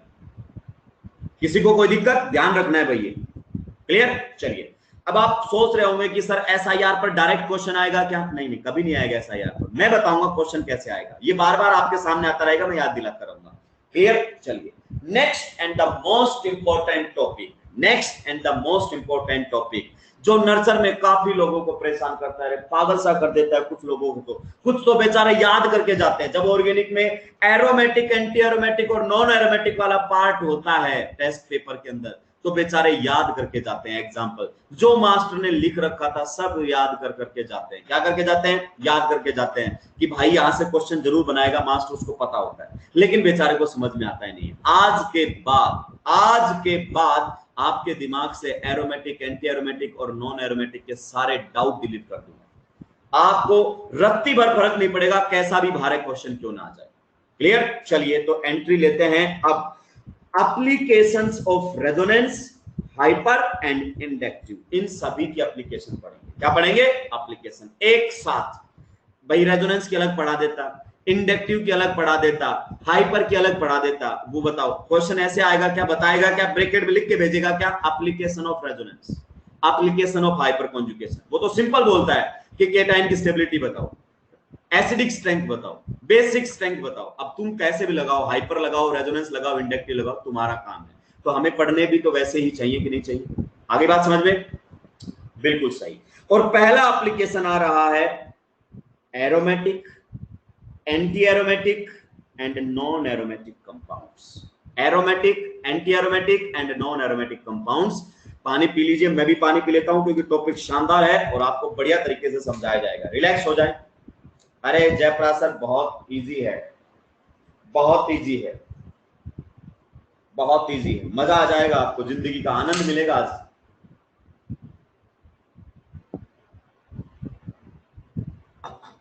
एकदम इजी है। भैया सभी ने तैयार हो गए हैं। चलिए, सबसे पहले एरोमेटिक पर बात करना चाहेंगे। किस पर बात करना चाहेंगे, एरोमेटिक। अब भाई मैं वैसी बातें नहीं करना चाहता। एरोमेटिक वर्ड आया है एरोमा से। एरोमा का मतलब होता है खुशबूदार, प्लीजेंट स्मेल। एक बात बताओ, तुमने क्वेश्चन पेपर कई बार दिया है, तुमसे पूछा भी गया है, which of the following compound is aromatic. क्या करते हो तुम, ऐसे सूंघते हो, हाँ ये एरोमेटिक है, ऐसे करते हो, ऐसे तो करते हैं ना तुम, एरोमेटिक। तो फिर ये डेफिनेशन केवल बुकिश लैंग्वेज है, किसी काम की नहीं है। ये डेफिनेशन कैसी है, बुकिश लैंग्वेज है, किसी काम की नहीं है। क्लियर। चलिए, तो ये है ओरिजिनल डेफिनेशन आप लोगों के सामने। पहला वर्ड देखो साइक्लिक, दूसरा वर्ड देखो फुल्ली कॉन्जुगेटेड। मैं समझाऊंगा मतलब क्या होता है फुल्ली कॉन्जुगेटेड का। Compounds which are exceptionally more stable as compare to their open chain analog compounds are known as aromatic compounds. ऐसे कंपाउंड्स जो अपने जैसे दिखने वाले ओपन चेन कंपाउंड से, अपने जैसे दिखने वाले ओपन चेन कंपाउंड से एक्सेप्शनली ज्यादा स्टेबल होते हैं। उनकी स्टेबिलिटी का रीजन आपके लेवल पर डिस्कस नहीं किया जाता कि क्यों वो ज्यादा स्टेबल होते हैं, लेकिन ऐसे कंपाउंड जो एक्सेप्शनली ज्यादा स्टेबल होते हैं। आप कई बार पढ़ते होंगे इसमें तो एरोमेटिसिटी आ गई सर, ज्यादा स्टेबल है। यही तो डेफिनेशन है कि कुछ कंपाउंड्स एक्सेप्शनली ज्यादा स्टेबल होते हैं। और वो कंपाउंड्स कैसे मिलेंगे, पहला वर्ड साइक्लिक, दूसरा वर्ड फुल्ली कॉन्जुगेटेड। ऐसे कंपाउंड्स को ही बेटा जी बोला जाता है एरोमेटिक कंपाउंड्स। ऐसे कंपाउंड्स को क्या बोला जाता है, एरोमेटिक कंपाउंड के नाम से जाना जाता है। मैं टाइमर एक बार रिमूव कर देता हूं, कर्सर कहां चला गया।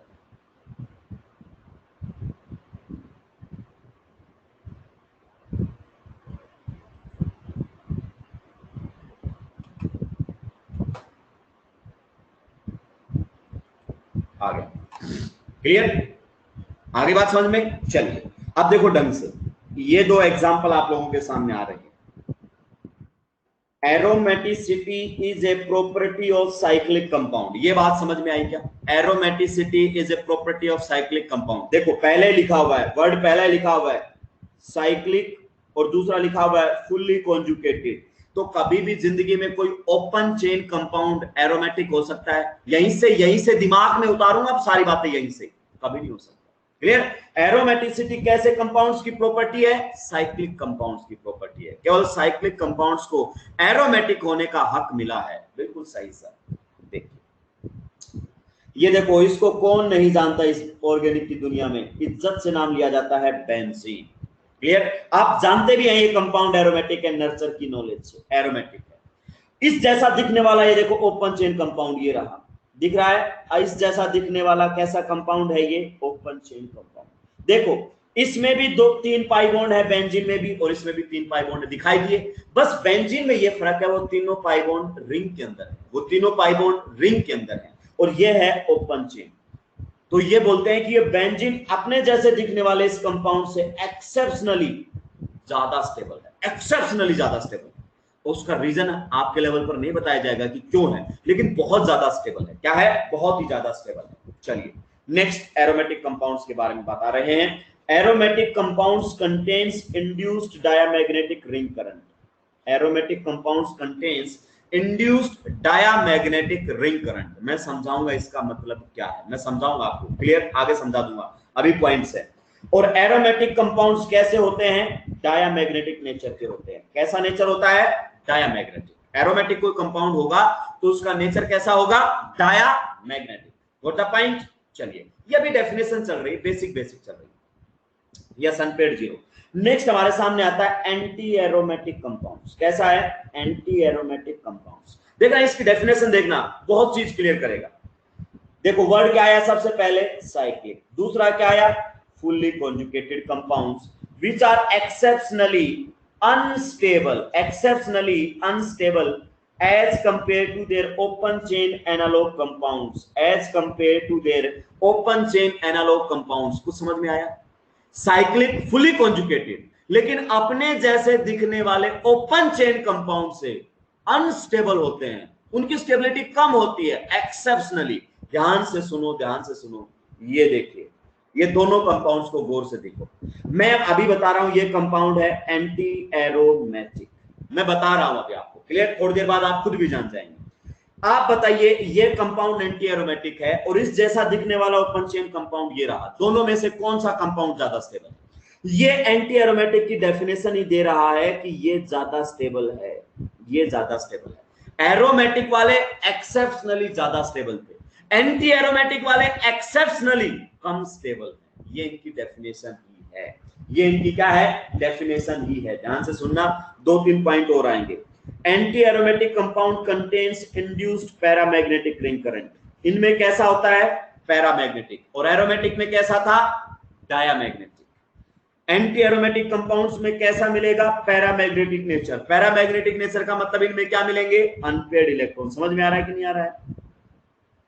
अरे पैरामैग्नेटिक तभी तो होगा जब इनके पास क्या मिलेंगे? Unpaired electrons. हाँ या ना? आराम से सवालों के जवाब देना, बिल्कुल सही। नेक्स्ट और लास्ट पॉइंट, नेक्स्ट और लास्ट, एंटी एरोमेटिक कंपाउंड्स के बारे में मैंने क्या बोला? Highly unstable.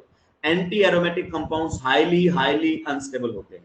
जैसे मान लीजिए हमारे सामने ये एक एंटी एरोमेटिक कंपाउंड है, ये रूम टेम्परेचर पर हाईली अनस्टेबल होते हैं। कई बार ये भी बोल दिया जाता है कि ये कंपाउंड रूम टेम्परेचर पर एग्जिस्ट नहीं करते। दोनों बातें बोली जाती है। तो करते क्या है ये? ध्यान से सुनेंगे। ये दो आए कंपाउंड्स यहां पर इस प्रकार से, क्लियर? ये ऐसे करके और ये बना देते हैं, डाइमराइजेशन कर लेते हैं। क्या कर लेते हैं? डाइमराइजेशन। मैं समझाऊंगा आपको स्लो मोशन। इधर देखो, ये हमारे सामने एक एंटी एरोमेटिक कंपाउंड था, अपना पाई बॉन्ड तोड़ लिया ऐसे। दूसरा भी एंटी एरोमेटिक कंपाउंड आया, उसने भी अपना पाई बॉन्ड तोड़ दिया ऐसे। रेडिकल। इन दोनों के बीच में क्या बन जाएगा? बॉन्ड। इन दोनों के बीच में भी क्या बन जाएगा? बॉन्ड। और बॉन्ड बनने के बाद अब आपको साफ साफ समझ में आने वाला है, बॉन्ड बनने के बाद अब आपको साफ साफ समझ में आने वाला है, ये पाई बॉन्ड रहा, ये पाई बॉन्ड रहा, और यहां पर अगर आप देखना चाहें तो ये बन गया इनके बीच में बॉन्ड। ये देखो ऐसे बन जाते हैं। इसको बोलते हैं डाइमराइजेशन। क्या बोलते हैं? डाइमराइजेशन। डाइमराइजेशन का मतलब समझते हो? डाई का मतलब दो, मर का मतलब यूनिट। जब दो यूनिट आपस में मिलकर एक हो जाती है, दो यूनिट मिलकर आपस में एक हो जाती है, तो उसे क्या बोलते हैं? डाइमराइजेशन। क्या बोलते हैं? डाइमराइजेशन। देखो AlCl3 डाइमर में एग्जिस्ट करता है तो तुमने पढ़ा ही नहीं होगा। कहां पढ़ा है तुमने? BH3 डाइमर में एग्जिस्ट करता है, तुमने कहां पढ़ा है? नहीं पढ़ते नहीं तुम ये। डाइमर का मतलब समझ में आते हो? दो यूनिट मिलकर क्या हो जाती हैं? एक हो जाती है। What the point? तो एंटी एरोमेटिक कंपाउंड जो होते हैं वो हाईली अनस्टेबल होते हैं। वो क्या करते हैं? वो रूम टेम्परेचर पर डाइमराइज हो जाते हैं और इसमें कन्वर्ट हो जाते हैं, जिसे हम बोलते हैं नॉन एरोमेटिक कंपाउंड। क्या बोलते हैं? Non aromatic compound. नेक्स्ट और last point, non aromatic compounds किसे बोला जाता है? ध्यान से सुनना। Non aromatic, yes yes Sonia बेटा, ये डाइमराइजेशन वाला ज्यादा स्टेबल अभी क्लियर कर दूंगा, अभी क्लियर कर दूंगा। ये देखो, non aromatic compounds which are neither aromatic nor anti aromatic, ऐसे कंपाउंड्स जो ना तो एरोमेटिक होते हैं और ना ही एंटी एरोमेटिक होते हैं, उन कंपाउंड्स को क्या बोलोगे? Non aromatic. उन कंपाउंड्स को क्या बोलोगे? Non aromatic. बात समझ में आई? अब बताओ, ये बात बोल सकता हूं कि नहीं बोल सकता हूं? Open chain compounds are always, open chain compounds are always, open chain compounds are always non aromatic. क्योंकि एरोमेटिसिटी और एंटी एरोमेटिसिटी दोनों कौन से कंपाउंड्स की प्रॉपर्टी है? मेरे सवालों के अब जवाब देने शुरू कर दो भाई। एरोमेटिसिटी और एंटी एरोमेटिसिटी कौन से कंपाउंड्स की प्रॉपर्टी है? साइक्लिक। कौन से कंपाउंड की प्रॉपर्टी है? साइक्लिक। मैं अब खास आपसे जानना चाहता हूं, ये कंपाउंड कैसा है बताओ? ये कंपाउंड कैसा है बताइए? ये कंपाउंड कैसा है बताइए? ये कंपाउंड है ओपन चेन, तो क्या मैं इसको बोल सकता हूं नॉन एरोमेटिक? क्या मैं बोल सकता हूं नॉन एरोमेटिक? बिल्कुल। अब बताओ, ये है एंटी एरोमेटिक और ये है नॉन एरोमेटिक, आप बताओ दोनों में ज्यादा स्टेबल कौन है? एंटी एरोमेटिक और नॉन एरोमेटिक में ज्यादा स्टेबल कौन है? देखो, आप रट्टा मारना की जरूरत नहीं है, डेफिनेशन में ही दिया हुआ सब कुछ, नॉन एरोमेटिक। क्लियर? पीछे चलूं, ये देखो, ये कंपाउंड बताओ भाई लोगों कैसा है? ये लिखा हुआ ओपन चेन, कैसा कंपाउंड है बताओ? कैसा है ये? एरोमेटिक, एंटी एरोमेटिक या नॉन एरोमेटिक? ये लिख दिया नॉन एरोमेटिक। अब बताओ, आपने स्टेबिलिटी का साइन तो पहले लगा रखा है, नॉन एरोमेटिक और एरोमेटिक में ज्यादा स्टेबल कौन? नॉन एरोमेटिक और एरोमेटिक में ज्यादा स्टेबल कौन? एरोमेटिक। अब मैं अगर आपसे ये बात पूछ लूं तो क्या आप पागल नहीं हो जाओगे? स्टेबिलिटी ऑर्डर नहीं बता दोगे? स्टेबिलिटी ऑर्डर नहीं बता दोगे? एरोमेटिक कंपाउंड में, नॉन एरोमेटिक कंपाउंड में और एंटी एरोमेटिक में स्टेबिलिटी ऑर्डर बता सकते हो कि नहीं बता सकते हो? यस सर, एरोमेटिक ज्यादा स्टेबल होता है नॉन एरोमेटिक से और नॉन एरोमेटिक ज्यादा स्टेबल होता है एंटी एरोमेटिक से। समझ में आया ये ऑर्डर कहां से आया? अरे जवाब दो, रट्टा मारने की जरूरत पड़ी क्या? नो सर, डेफिनेशन में छुपी हुई थी सारी बातें। तुमने हो सकता है ये ऑर्डर डायरेक्ट पढ़ा हो, लेकिन आज आपके दिमाग में आ गया है। और मैं अगर इस कंपाउंड को बोल दूं नॉन एरोमेटिक, तो अब आपको समझ में आया कि ये एंटी एरोमेटिक कंपाउंड्स किस में चले गए हैं? नॉन एरोमेटिक कंपाउंड में। क्यों चले गए? क्योंकि नॉन एरोमेटिक एंटी एरोमेटिक से ज्यादा स्टेबल है। एंटी एरोमेटिक कंपाउंड डाइमराइजेशन क्यों करते हैं? डाइमर क्यों बनाते हैं? बताओ, मेरे सवाल का जवाब दो। मेरे सवाल का जवाब दो कि anti aromatic compounds dimerisation show क्यों करते हैं? क्योंकि सर वो कन्वर्ट हो जाते हैं नॉन एरोमेटिक में, और नॉन एरोमेटिक एंटी एरोमेटिक से तो ज्यादा स्टेबल होते हैं। और सर स्टेबिलिटी के लिए हम कुछ भी करेंगे। कल आपकी बात हमें समझ में नहीं आई और हमें पता चला कोई और ऑर्गेनिक बढ़िया पढ़ाता है, तो हम उधर निकल लेंगे। क्यों? क्योंकि हम भी स्टेबल होना चाहते हैं, मेडिकल कॉलेज जाना चाहते हैं। बात समझ में आई कि नहीं आई? स्टेबिलिटी के लिए सारी कहानियां हो रही हैं। Got the point? बिल्कुल सही।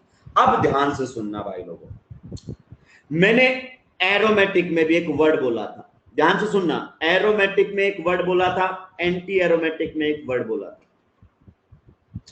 और दोनों के अंदर एक वर्ड कॉमन था, रिंग करंट। क्या ये वर्ड आपने सुना था? Ring current. क्या ये वर्ड आपने सुना था? Ring current. कि दोनों के अंदर रिंग करंट होता है। क्या ये वर्ड आपने सुना था? बस इतना सा जवाब दे दो। Yes yes yes yes yes. अब सुनना ध्यान से, अब सुनना ध्यान से। इन दोनों में, चाहे एरोमेटिक हो चाहे एंटी एरोमेटिक हो, दोनों में होता है रिंग करंट। गौर से सुनना मेरी बातों को, सुना दो सर। बेंजीन को ढंग से देखो, बेंजीन को ढंग से देखो। बेंजीन में रेजोनेंस करवाओ, क्या करवाओ, रेजोनेंस। रेजोनेंस करवाने के लिए तैयार है? Yes sir. देखो ये पाई बॉन्ड आ गया इधर, ये पाई बॉन्ड चला गया इधर, और ये पाई बॉन्ड चला गया इधर। तो नेक्स्ट जो रेजोनेटिंग स्ट्रक्चर बनकर आती है बेंजीन की, ध्यान से सुनते रहना, यहां आ जाएगा पाई बॉन्ड, यहां आ जाएगा पाई बॉन्ड, यहां आ जाएगा पाई बॉन्ड। ये पाई इलेक्ट्रॉन्स यही रुक जाएंगे या फिर घूमते रहेंगे? फिर से ये पाई इलेक्ट्रॉन चला जाएगा इधर, ये पाई बॉन्ड चला जाएगा उधर, और ये पाई बॉन्ड चला जाएगा उधर। बताइए क्या ये पाई इलेक्ट्रॉन्स चक्रा चला रहे हैं? क्या ये पाई इलेक्ट्रॉन्स चक्रा चला रहे हैं? मेरी बात का सवाल का जवाब दीजिए। क्या ये पाई इलेक्ट्रॉन्स गोल गोल घूम रहे हैं? Yes sir. अगर मैं इसका रेजोनेंस हाइब्रिड की बात करना चाहूं तो क्या आप रेजोनेंस हाइब्रिड बेंजीन का ऐसा ही बनाते हैं? मेरे सवालों का जवाब देना। क्या बेंजीन का रेजोनेंस हाइब्रिड आप ऐसा बनाते हैं? ये ऐसा बनाते हैं? सवालों का जवाब दो। यस। इसका मतलब कुछ समझे तुम पागल लोगों? ये चक्रे का मतलब क्या है कि पाई इलेक्ट्रॉन्स ऐसे सर्कुलर पाथ में गोल गोल गोल गोल गोल गोल घूम रहे हैं। समझ में आया कि नहीं आया? डीलोकलाइज्ड है। डीलोकलाइज्ड का मतलब चक्रा चला रहे हैं। क्या चला रहे हैं? चक्रा चला रहे हैं। समझ में आया कि नहीं आया? बिल्कुल सही। अब कुछ फिजिक्स की बातें कर लेता हूं।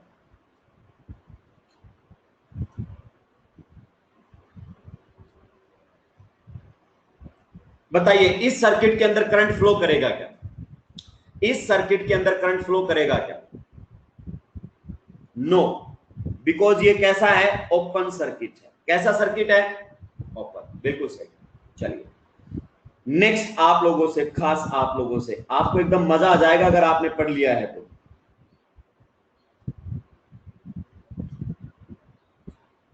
इस सर्किट में करंट फ्लो करेगा क्या?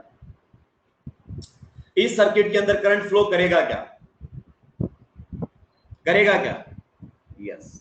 कैसा है? क्लोज्ड। कैसा है?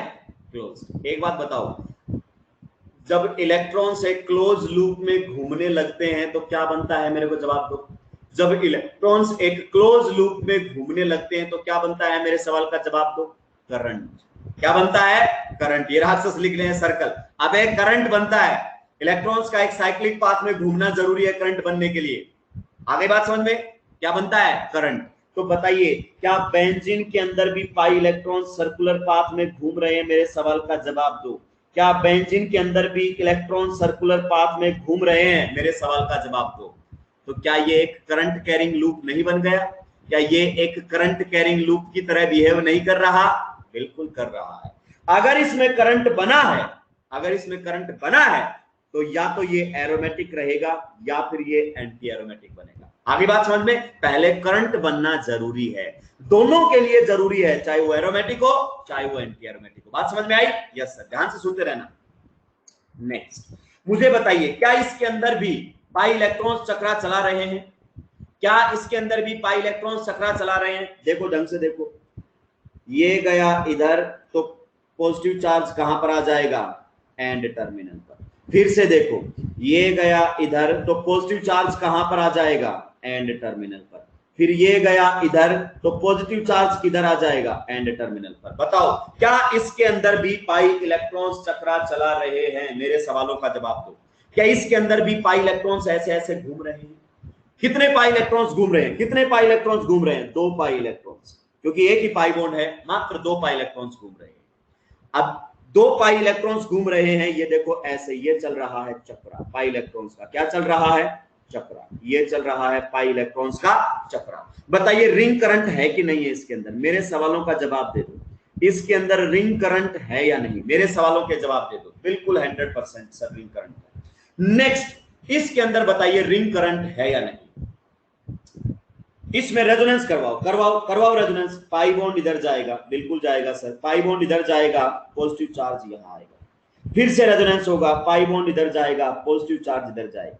ये देखिए मेरे एक सवाल का जवाब दो, मेरे एक सवाल का जवाब दो। क्या ये पाई इलेक्ट्रॉन सर्कुलर पाथ में घूम गए? जवाब दो। क्या ये पाई इलेक्ट्रॉन सर्कुलर पाथ में घूम गए? नहीं घूम पाए, नहीं घूम पाए। करंट कैसे कैसे बनेगा? ये देखो यहां पर तो ये बीच में रुका हुआ है, यहां तक तो गए नहीं पाई इलेक्ट्रॉन्स। क्या सर्कुलर पाथ में घूम पाई ये पाई इलेक्ट्रॉन्स? नहीं घूम पाए। और उसकी वजह है ये sp3 कार्बन, उसकी वजह है ये sp3 कार्बन। इसमें साइक्लिक रेजोनेंस नहीं है, इसमें साइक्लिक रेजोनेंस नहीं है। ये किसकी तरह बिहेव कर रहा है? ये बिहेव कर रहा है ओपन सर्किट की तरह।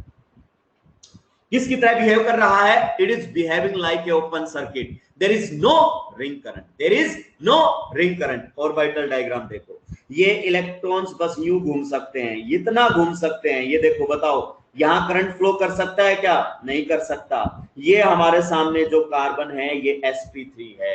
ये कैसा है? sp3। अब एक बात का सवाल का जवाब दे दो, एक बात का। रिंग में करंट बने, रिंग में पाई इलेक्ट्रॉन्स गोल गोल घूमे, इसके लिए प्राइम कंडीशन क्या है?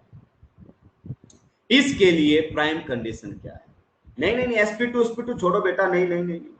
रिंग में करंट बने, पाई इलेक्ट्रॉन्स घूमे, क्लोज लूप में पाई इलेक्ट्रॉन्स घूमे, उसके लिए रिक्वायरमेंट क्या है? नहीं नहीं नहीं नहीं, एरोमेटिक एंटी एरोमेटिक वो तो बाद में देखेंगे कि एरोमेटिक है या एंटी एरोमेटिक है। मिनिमम रिक्वायरमेंट क्या है? मिनिमम रिक्वायरमेंट ये है, ध्यान से सुनना, आखिरी बार बोल रहा हूं, नहीं नहीं, मिनिमम रिक्वायरमेंट ये है कि रिंग का हर एक एटम, रिंग का हर एक एटम पी ऑर्बिटल प्रोवाइड करे। रिंग का हर एक एटम पी ऑर्बिटल प्रोवाइड करे। आप देखिए, यहां पर इसने पी ऑर्बिटल दिया, यहां पर भी इसने पी ऑर्बिटल दिया, और यहां पर भी आप पी ऑर्बिटल दिया। आप जानते हैं ना, साइक्लिक कॉन्जुगेशन होने के लिए हर रिंग के हर एक एटम को पी ऑर्बिटल देना पड़ेगा। किसको? रिंग के।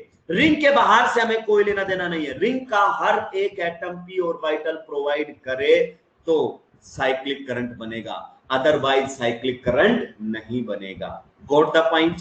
Got the point? अब आपको समझ में आया? जब एक भी एटम sp3 आ जाता था तो आप नॉन एरोमेटिक क्यों बोलते थे? जब एक भी एटम sp3 आता था तो आप चिल्ला के बोलते थे नॉन एरोमेटिक है, नॉन एरोमेटिक है। नर्सर में क्यों बोलते थे? समझ में आया? क्योंकि रिंग करंट नहीं बनता था। क्या नहीं बनता था? रिंग करंट नहीं बनता था। आप बताइए, क्या ये कंपाउंड एरोमेटिक या एंटी एरोमेटिक हो सकता है? क्या ये कंपाउंड एरोमेटिक या एंटी एरोमेटिक हो सकता है? खास आपसे जानना चाहता हूं, एरोमेटिक या एंटी एरोमेटिक हो सकता है? बताइए। इस कार्बन की हाइब्रिडाइजेशन क्या है? नाइट्रोजन की sp3। ये नाइट्रोजन रिंग का हिस्सा है लेकिन पी ऑर्बिटल प्रोवाइड नहीं कर पा रहा, तो क्या करंट बनेगा? नहीं बनेगा। तो ऐसा कंपाउंड क्या रहेगा? Non aromatic. क्या रहेगा? Non aromatic. खटक से पहचान लेंगे। नेक्स्ट कंपाउंड बता दो कैसा है? क्या ये कंपाउंड ओपन चेन है? क्या ये कंपाउंड ओपन चेन है?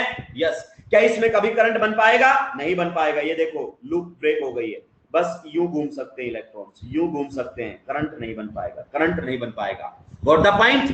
Got the point? यस। चलिए, आज के लिए इतना रखते हैं, बाकी बात करेंगे नेक्स्ट क्लास में। अगली क्लास में यूं उड़ा दोगे aromatic, anti aromatic, non aromatic को। आगे बात समझ में? चलिए,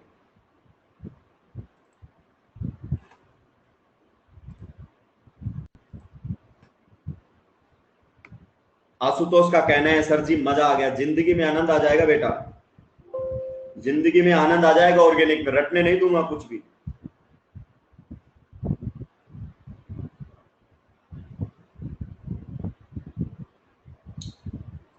अक्कल वगैरह तो आया ही नहीं है, और जब अक्कल रूल आएगा ना तो इज्जत बढ़ जाएगी।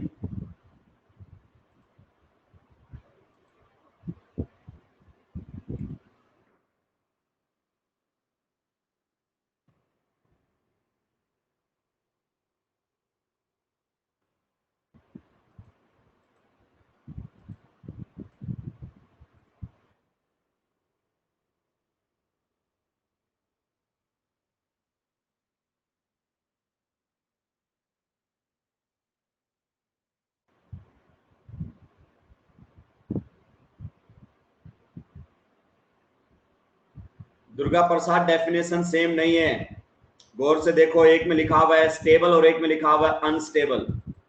डेफिनेशन सेम कैसे है भाई?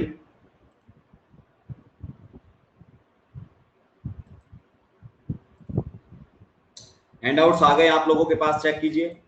दुर्गा प्रसाद, डेफिनेशन सेम नहीं है, ठीक से देखो डेफिनेशन को। चलिए चलिए चलिए, मिल गए हैं क्या? चलिए तो मिलते हैं नेक्स्ट क्लास में, तब तक के लिए आप लोग स्वस्थ रहें, मस्त रहें और पढ़ाई में व्यस्त रहें। जय हिंद।